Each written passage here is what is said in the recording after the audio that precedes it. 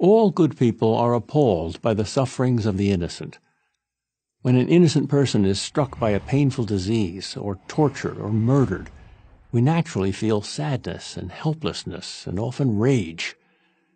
Many people have claimed that such suffering is a proof that God does not exist. Their argument goes like this: God is all good and all-powerful. Such a God would not permit unnecessary suffering, yet we constantly observe unjust suffering. Therefore, at least one of the premises about God must be false. Either God is not all good, or he is not all-powerful, or he just doesn't exist. What's wrong with this argument? First, let's examine what we mean when we say that God would not permit unjust suffering. There are two categories of suffering: suffering caused by human beings, which we call moral evils, and suffering caused by nature, for instance, earthquakes or cancer. Free will explains how God could be good and allow moral evil. Because God has given people free will, they are free to behave against God's will. The fact that they do evil does not prove that God is not good. In addition, if there were no God, there would be no absolute standard of good.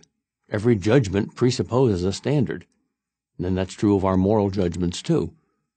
What is our standard for judging evil to be evil?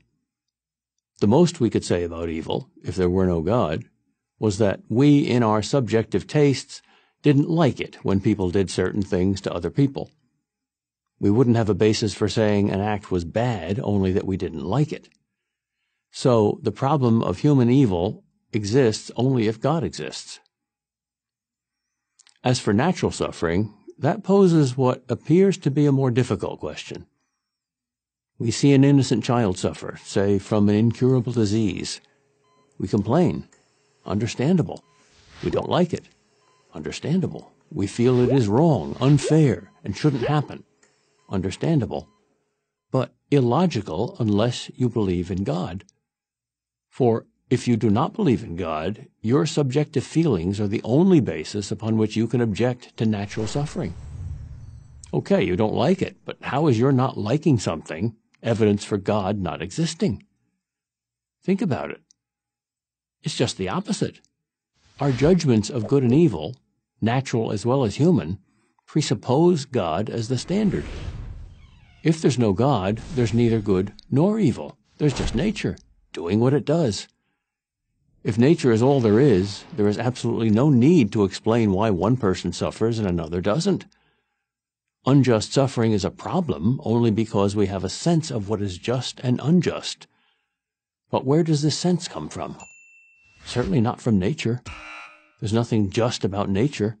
Nature is only about survival.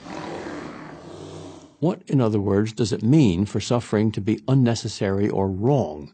How is that determined? Against what standard? Your private standard means nothing. My private standard means nothing. We can talk meaningfully about suffering being unnecessary or wrong only if we have an underlying belief that a standard of right and wrong objectively exists. And if that standard really exists, that means there is a God. Moreover, the believer in God has an incomparably easier time than the atheist psychologically, as well as logically, in dealing with the problem of natural suffering.